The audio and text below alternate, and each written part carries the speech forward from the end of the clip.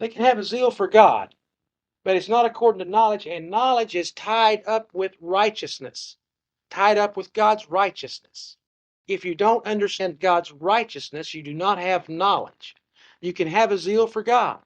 You can want to serve God. You can want to follow God.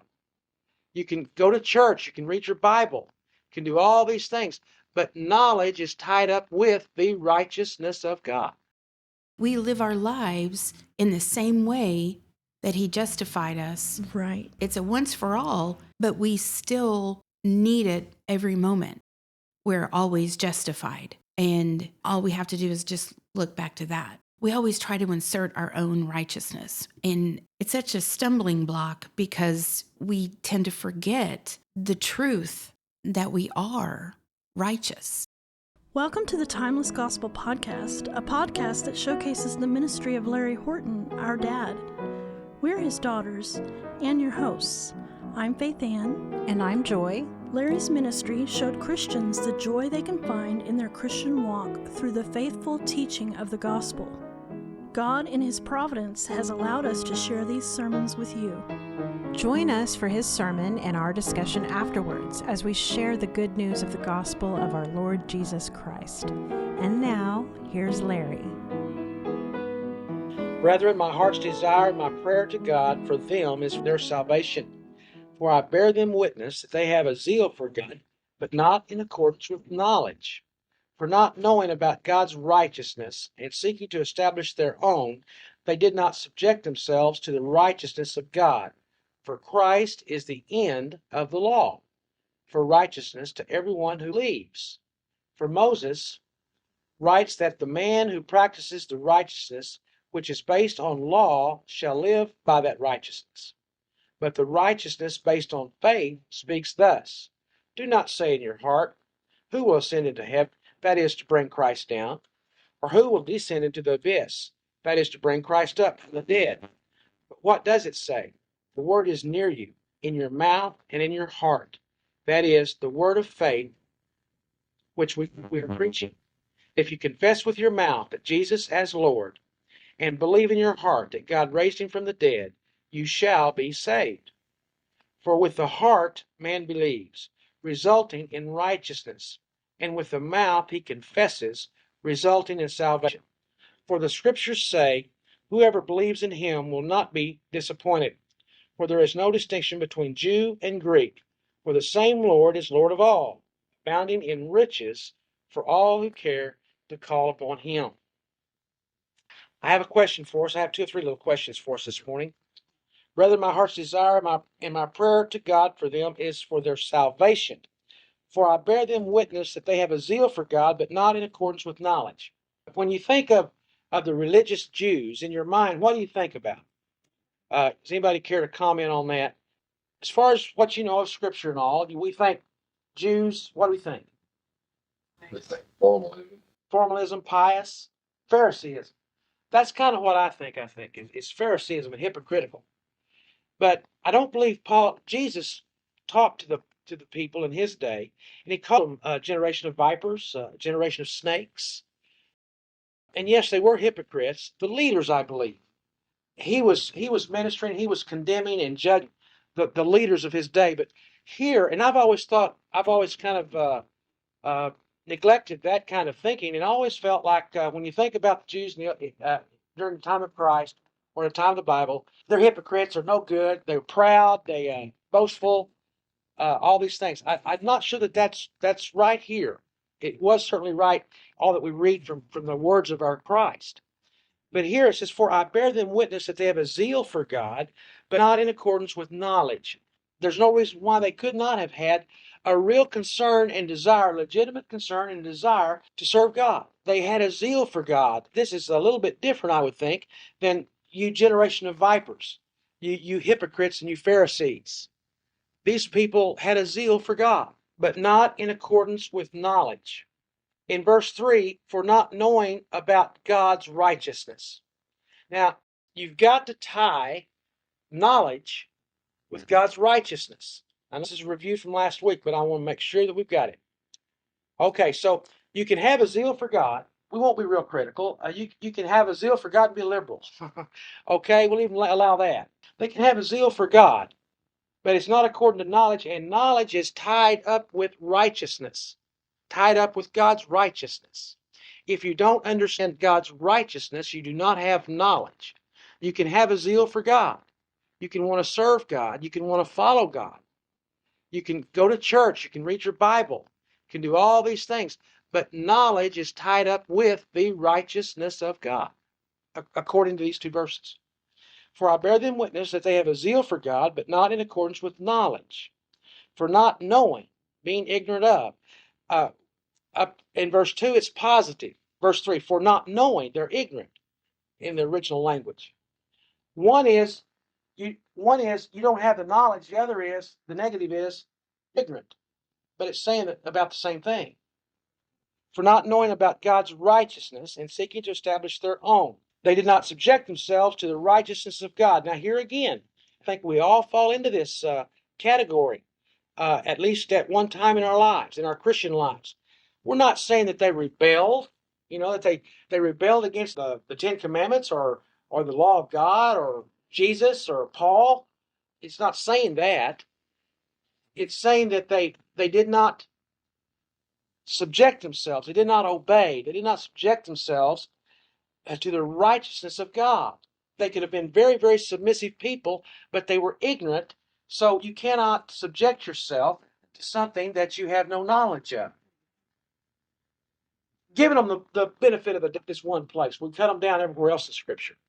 Just give them the benefit right here. Here's a fella who has a zeal for God. He wants to go to heaven, or he wants to serve God. He wants to be blessed by God. Whatever terms you want to put on it.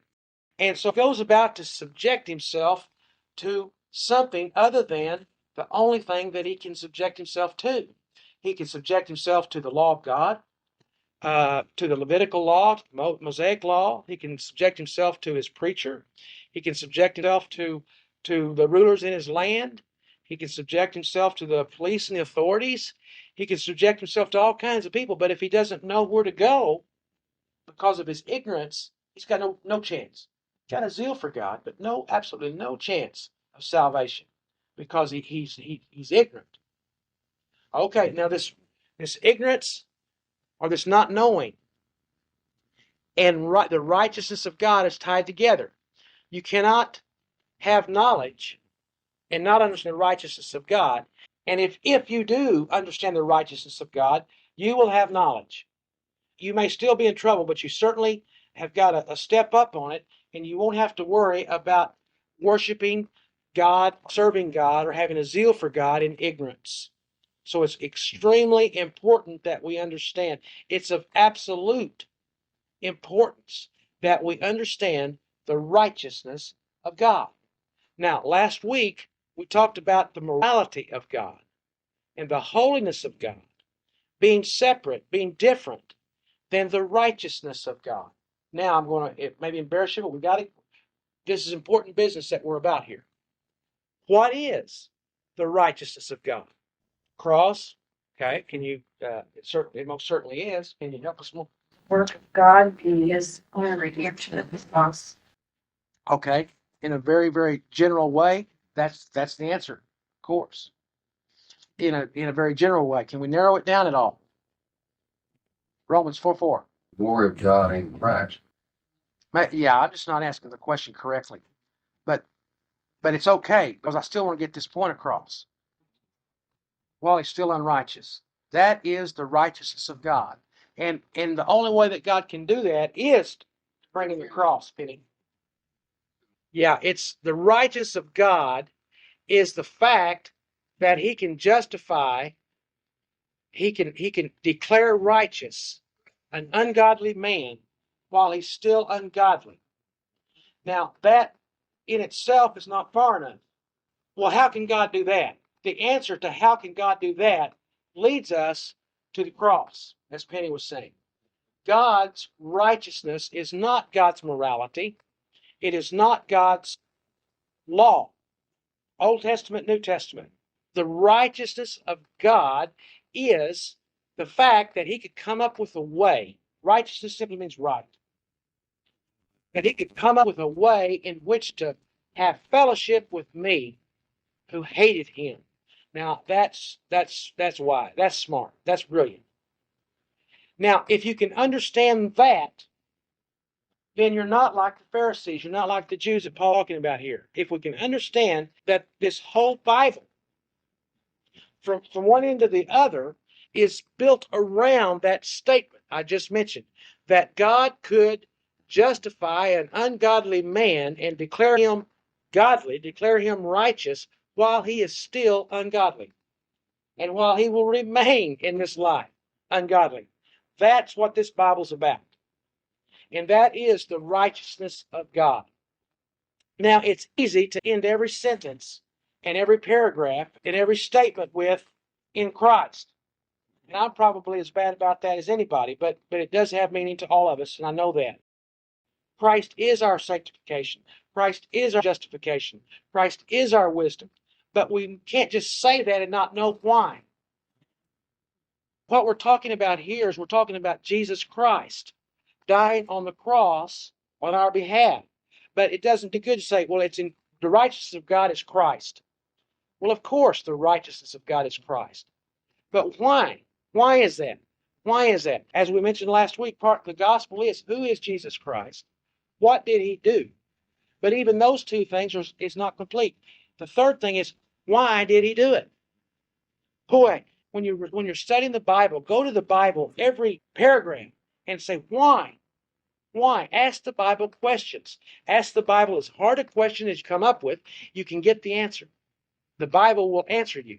You can't come up with a question too difficult that the Bible cannot answer it. But ask that question, why? That doesn't sound right. That doesn't look right. Find out. It's of vital importance that we understand that the righteousness of God is not measured in goodness. That's my point. So if we're going to be like God, as the scriptures say we are, we're going to follow Christ, we're going to be enslaved to God, we're going to be under the law of Christ, we're going to, the love of God constrains us, and all these different verses that talk about how we're to live and things, then we want to separate the righteousness of God from the holiness of God. Don't let that enter into your heads, because if God is holy and I'm holy, he says I'm holy, then it's only natural that I'm going to try to be holy. And I could miss the whole point. I could miss salvation. Paul says in verse 1, brethren, my heart's desire and my prayer to God for them is for their salvation. I'm guessing, and I admit that. This is my opinion, and it's only as good as yours. Doesn't have anything to do with the Bible. But in my opinion, I'll bet you that the collective prayers of this room over the period of all the years that we've been here would not amount to maybe one of these Israelites that Paul's talking about here. They knew the law, as Josephus said, they knew the law better than their own name. I can't even quote you the books of the Bible. I don't even know all the names of the books in the Bible. They knew the whole law of Moses. They could quote you verbatim. I mean, the kids could. We talk about these great men of God of our day that learned the scriptures when they were real young. Their children could quote you the law. They knew the first 5 books of the Bible verbatim. And they didn't do it, for the most part, again, opinion. I don't believe that they would go through all that trouble just so they could look their neighbor in the eye and say, I know more about the Bible than you did. I think they really wanted to learn what it said. And we have people today, they're not bad people. They're not proud. They're not out to get anybody. They're concerned, merciful, gracious people who spend their lives trying to follow God. But they're ignorant. It's not according to knowledge. They've missed the whole point. They're trying to be good, trying to do the best they possibly can, using all the means in which they possibly can. The church, teachers, Bible, songs, prayer, whatever it may be, worship, and all the time they miss it. They just flat missed it because they do not understand that the righteousness of God is not concerning the goodness of God, the holiness of God. It's concerning how God can save a sinner. Now, back over as we studied last week, and I'm going to go on, but I want to get this straight. Romans 1:16, for the gospel is the power of God unto salvation. all those who believe, the Jew first and also to the Greek. For in it the righteousness of God is revealed. The righteousness of God is not revealed in the law of God. The righteousness of God is not revealed in the church of God. The righteousness of God is not revealed anywhere else except in the gospel. And the gospel is that teaches us that God found a way in which to claim and declare that I am absolutely righteous before Him, when in all physical, carnal truth, I'm not.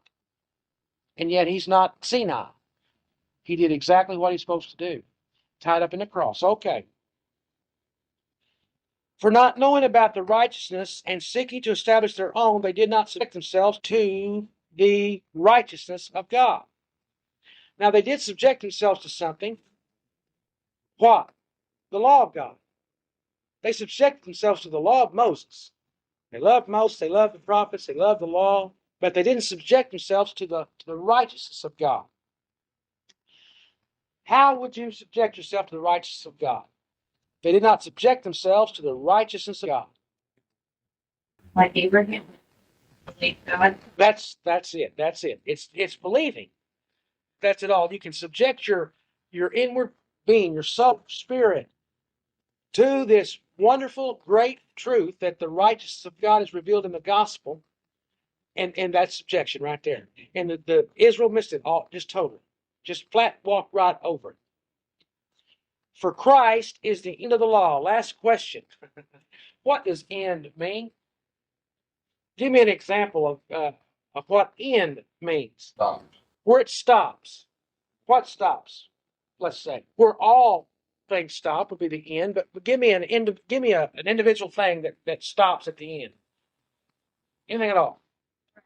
A train. What? Somebody said something here. What? A race. I didn't. I didn't think there was anything you could say that would stop me, but it's a little bit difficult.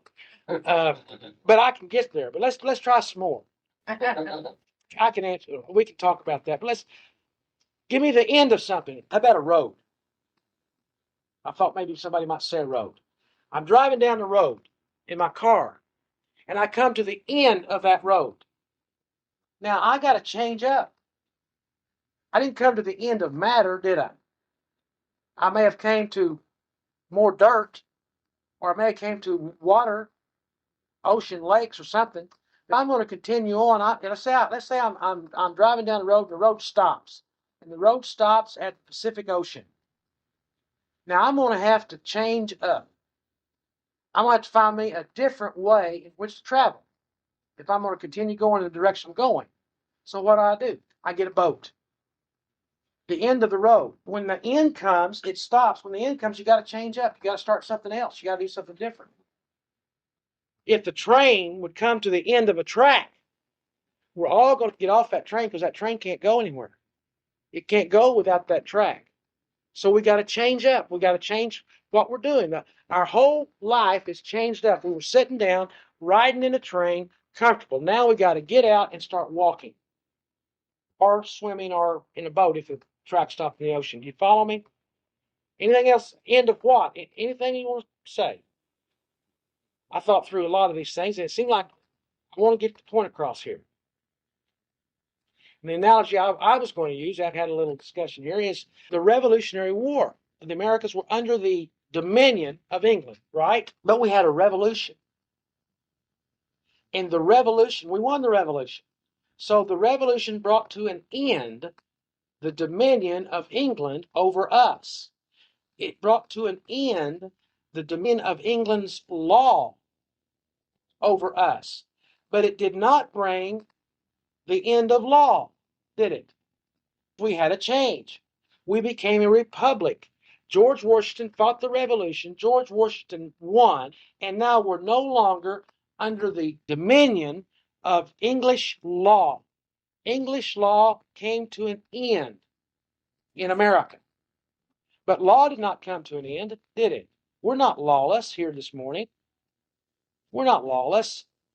We're under law here in America now, but it's under the Republic. It's under the Republic of America. That law, not England. Now, Let's say that in England, it was wrong to be on a sidewalk after 9 o'clock at night. I'm not a lawless person, but I can go out at my house at 10 o'clock at night and sit on my sidewalk, can I not? I'm breaking the law in England, but no one in America considers me a lawbreaker, do they? Because the rule and dominion of English law came to an end, and we changed up. We changed up. The road stopped, and we had to go do something else. We did it another way. And that way is, verse 4, for Christ is the end of the law for righteousness to everyone who believes. There was a time, not for salvation, but there was a time when the law of God for right standing before God in an everyday experience was certainly under the obedience of the law. Christ came and ended that. Now, we've said many times here, the definition for law that will be held here till one of us dies is that God blesses obedience. That's law. That's law keeping. That's law keeping. Put any law you want to on it. Now, let me ask you a question. I go borrow John's lawnmower. I don't want to use Don because I've already borrowed some things from Don. I don't want to bring him up. I go borrow John's lawnmower, and I take it home and I bust it.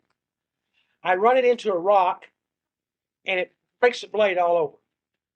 What am I to do? John's lawnmower, not mine. What? I should replace the blade. That's just kind of common sense, isn't it? I mean, it's my fault. It's not John's fault. I broke the blade. It's only right. It's only good decency for me to buy him a new blade and have it repaired in the order it was, correct? Will we all agree with that? Okay. What if John came over to my house as a favor to me and said, Larry, I want to mow your lawn. And he got out there and he hit this rock and it busted that blade all to pieces. Now what do we do? Okay, that rock's getting in our way, isn't it? Well, what should we do there? Help him replace the blade. Help him how? Financially or physically? What do you mean by helping? Both? I should help John, okay. Do we all agree with that? John's responsibility. Totally, 100%? Okay, what we've just discussed is in the Bible. It's the law of God. It's the Mosaic law. And you guys are pretty smart. If I borrow something from John, if I borrow his ox, and the ox dies on me, I got to pay him a new ox. But if John brings that ox over to my house and helps me work and the ox dies on him, it's John's responsibility. Well, God said that. Now, I don't become more spiritual by buying John's lawnmower or fixing John's blade. But it's just the right way to live. Okay, well, now God had severe punishment for people who didn't obey his law in the Old Testament. We're under Christ now. We're under the reign and rule of Christ. And so that's not going to happen to me. But nevertheless, that's a good thing to know. That's a good thing to live by. It's a very good way to live by. If I ever have a problem in that situation we just had, I've got an answer and I'll do it. And it's a real good way to go. But it doesn't in any way have anything to do with my righteousness or God's righteousness. So now you take the 642 laws in the Old Testament, live by them if you want. That's fine. That's fine. Eat right. Whatever you want to do. They got pots in here to cook with and things. Whatever you may want to do it. It's good for you. It won't hurt you. But don't put any spiritual significance to it. It's just a good way to live. When you die, it's over with. Because you're not understanding the righteousness of God, there's an end to that for righteousness. We've got to start all new. We've got to start all over. We're going to start a completely different way. The road stopped. The ocean began. We've got to get us a boat.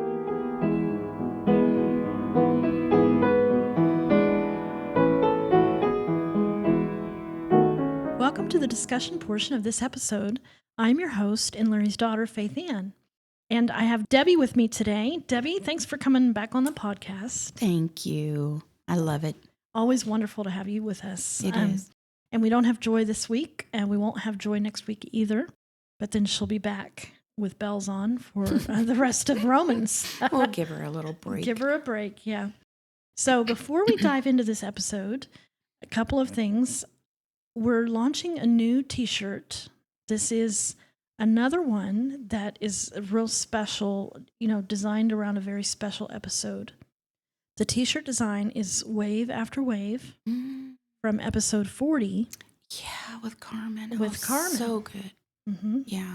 And it was wonderful how that all came about. If you're new to the show, we had an episode, I believe it was 31. We had Shirley, who is responsible really for much of the content of this podcast because she is Larry's sister-in-law, Linda's sister, and kept these tapes for decades and then brought them back at Larry's funeral.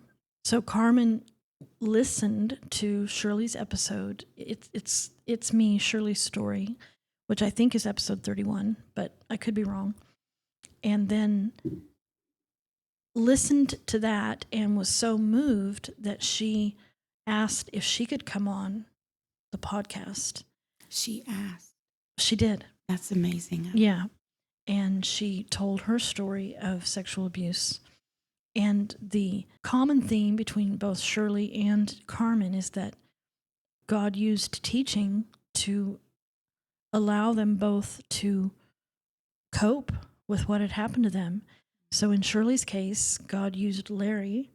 And in Carmen's case, Larry was a backdrop because she did remember growing up at our church and listening to Larry. Then also the teaching of her uncle, Daniel, and Bo, because Bo was going through Romans.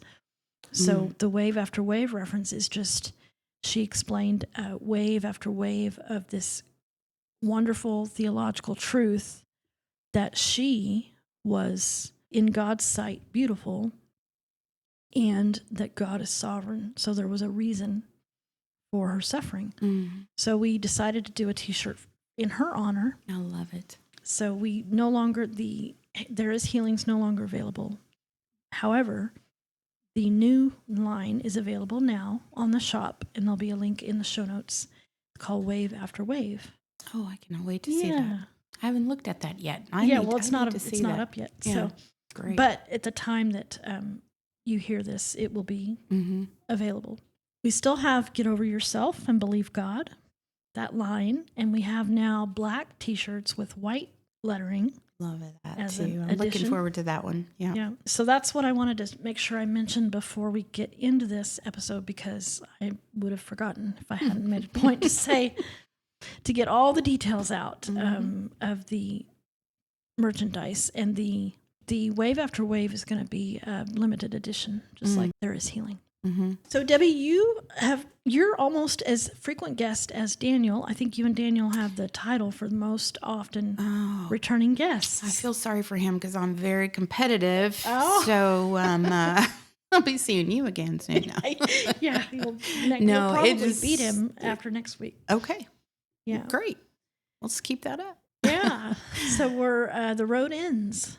Oh. The boat. We need a boat. We need a boat. That really, I didn't expect that. I thought, okay, that's it. The road ended. We're done. I'm picturing California, Oceanside when he did that. I don't know. And then he's like, we need a boat. I'm like, well, of course we do. We're going to keep going. But we're doing it different. We're not on a road. He set that up so well to be like Law and Grace. It's two different things. But at the same time, his righteousness is being fulfilled. Is that the right word?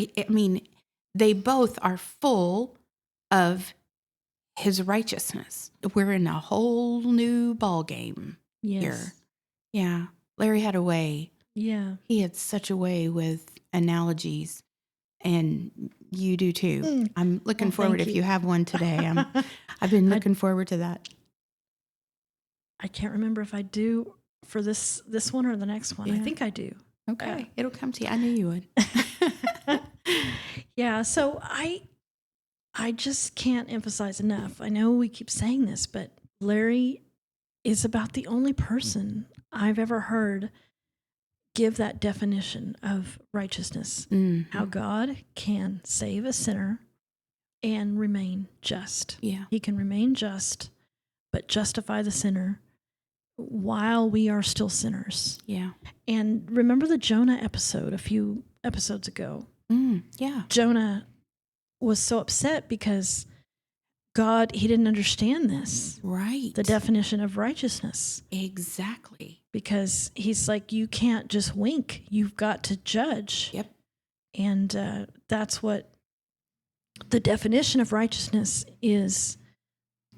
God justifies the sinner through Christ's death on the cross and his resurrection through the substitution. And we get to have communion with God. Somebody still paid. Yeah. Yeah.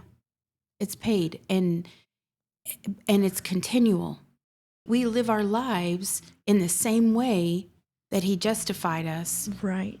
It's a once for all, but we still need it every moment. And when we try and go on our own righteousness, which I think we do, I think that's our inclination in this flesh, it will just be. Doesn't matter though, because we're saved the exact same way. We're justified. We're always justified.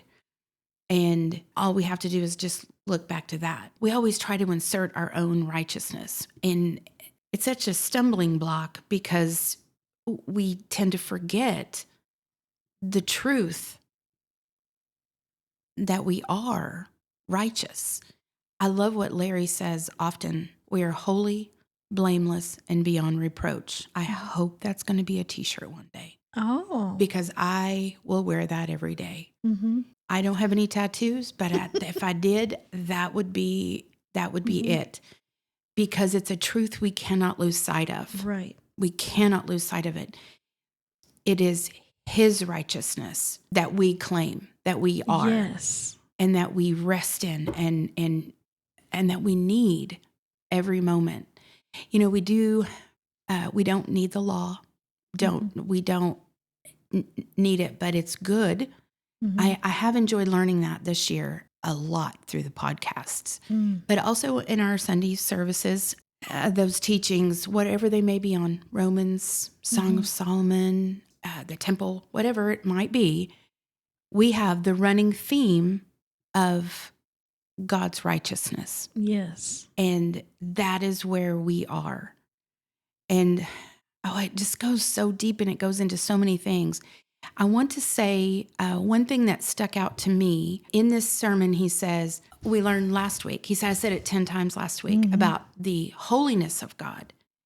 And he says they're two different things. I don't know that I ever comprehended that. Mm-hmm. That one stopped me in my tracks. They are two different things. They're very interconnected, but is his very holiness that requires his righteousness to be put upon us. And that's the only way he can do it. Gosh, it's just so beautiful. Yeah, that's exactly right. It is the holiness of God that requires that this definition of righteousness be true. Mm-hmm. That because God cannot just wink. Right. He cannot let sinners in his presence. Yeah. Yeah. He can't. And we can, with hindsight, see why Jonah had a big problem with that. Right. I love that Larry said Jonah was right the whole time. He was right. But he didn't understand the gospel. Mm-hmm. And thank God we do. Mm-hmm. And with that hindsight, but we can't get tripped up. We get tripped up. I guess Jonah and others got tripped up on the gospel because they didn't understand it. Well, here we are today in 2024. And we're not Jews. You and I aren't Jews, and we've never had a part in the law. But I know I've, as an Arminian, wanted to insert myself into that. It had that put upon me. But the law has to be in its perspective today, that it is the gospel of what Christ did because of God's holiness. He is the end of the righteousness of the law, but he didn't end that because the law was holy. Mm-hmm. Gosh, I feel like I'm on a rabbit trail here, but it is just so overwhelming, all that Larry had to say. And it's things that we know, it's things that we've heard before. It's not brand new things to us. I hope maybe there's brand new listeners out there who this is something brand new and it's changing their life. Linda and Larry were responsible for giving me that knowledge and making that change in me. But it doesn't get old. No. It is timeless. It does not get old. It was just so wonderful to hear. And for him, he even said he has to be reminded of these things. And that was a bit comforting for me. But recapping, what I'm trying to nail down here is that knowing what God's holiness is and God's righteousness is and how those two things work, that's going to help me when I study the Bible.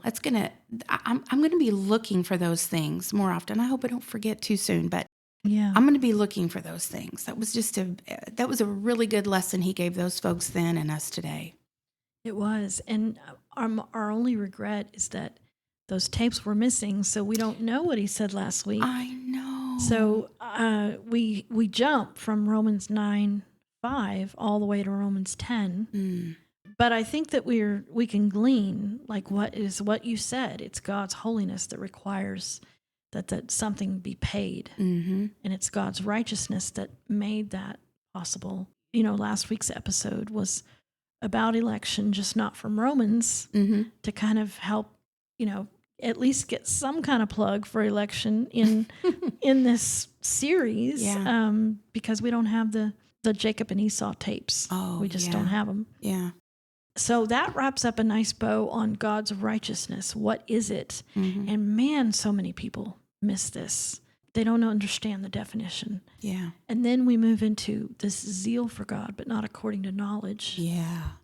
And the knowledge is the righteousness of God, which is that God justifies the sinner and remains just. And I think I can let me play this real quick. There's a fella who has a zeal for God. He wants to go to heaven, or he wants to serve God. He wants to be blessed by God. Whatever terms you want to put on it. And so he goes about to subject himself to something other than the only thing that he can subject himself to. He can subject himself to the law of God, to the Levitical law, Mosaic law. He can subject himself to his preacher. He can subject himself to the rulers in his land. He can subject himself to the police and the authorities. He can subject himself to all kinds of people. But if he doesn't know where to go because of his ignorance, he's got no chance. He's got a zeal for God, but absolutely no chance of salvation because he's ignorant. The zeal for God, but not according to knowledge. Don't you think we're just kind of surrounded by that? Yeah. We're surrounded by zeal for God, but not according to knowledge. Yes. I've been there myself. I've lived that. For me, I know it took me farther and farther into knowledge, having that zeal. But there was a time where I had the zeal, but I was trying to live by my own righteousness, works righteousness. And there's no salvation in that. Right. It's a false God. Yeah. The people who spend hours and hours dedicated to either their good causes or even church, but a church that doesn't preach the gospel. Yeah. It's really sad. Yeah. That this zeal is misplaced. Yeah. All the more reason to get the word out, grab people and shake them. Yeah. Zeal seems to go one way or the other. It goes to a really strict, harsh work, law-based, scare tactics. Been there. Or it goes the opposite way into feel good. You're good. We're all good. We're just doing our best here. God knows that. He can wink at sin. Don't you worry about it. You've got this. You. I won't say that it's in the middle. It's a totally different thing. Those are all completely false, and zeal is not a good thing there. I don't even know if I have zeal now. I mean, I don't know if it's a good thing or not. This kind of left me going, ooh, I want to stay away from that. Well, I do. I don't think zeal is bad at all. Yeah. Zeal is the desire. Yeah. to Well, enjoy yeah. the Lord. Yeah. I have a great desire, Mhm. desire for that. Yeah. Yeah. I might need to just pull out my dictionary and make sure Mm. I'm not making a law out of the word zeal. I don't want to do that. Yeah. Yeah, you're right. It does. It goes between two extremes. Mm-hmm. And you're right. It's not in the middle. It's completely something new. It's a boat. It's not a road. That's right. And I did think of an analogy. So if you're a private on an Air Force base or an Army base and you're in training, boot camp, boy, everything is different. Those hospital corners on the bed and the rifle has to be just so. Oh, yeah. So then when he graduates from boot camp, it's like a new thing. Now everything is there. He still has law, but he doesn't have that death crushing law. Mm-hmm. How the children of Israel had Yeah. everything had to be for righteousness, for their ability to be close to God. It was all through the law, the tabernacle, the temple, the sacrifices.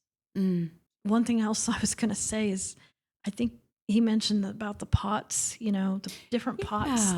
I would have been a terrible Jew because I would have been like, I am not washing 50 pots. I just would have been like, well, if no matter what, something's going to happen to me if I don't. Can you imagine having to get all kinds of different pots for every new thing you have to make? No, that's like not being able to lick the spoon and then stick it back in the pot. That's terrible.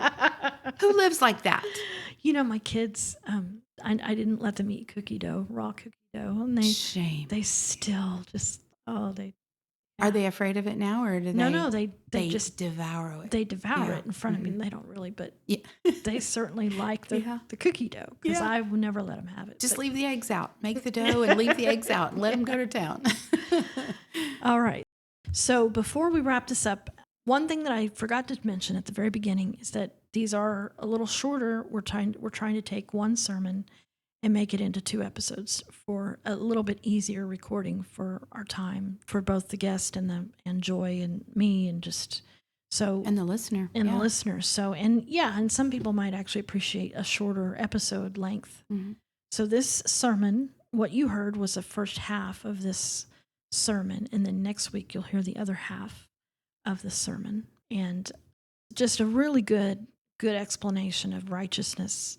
Mm-hmm. A good explanation of zeal for God, but not according to knowledge. You can't miss it, man. You can't miss the gospel. Mm-hmm.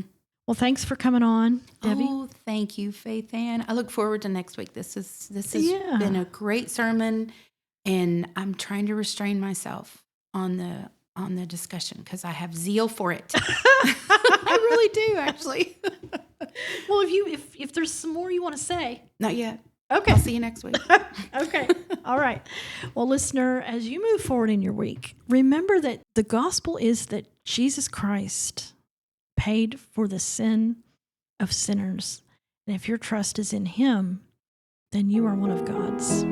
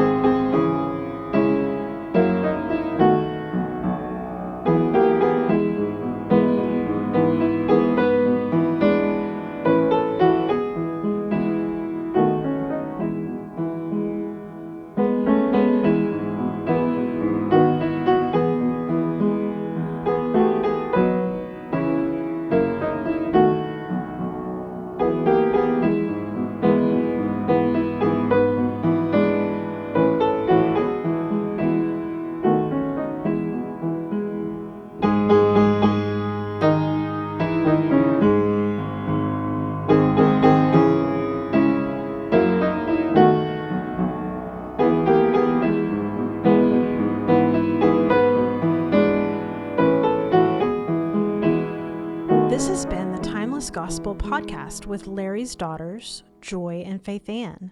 The hymn you just heard was arranged and performed by Larry's granddaughter, Mandolin. Share this episode with a friend and be sure to come back next week for more good news from the Timeless Gospel.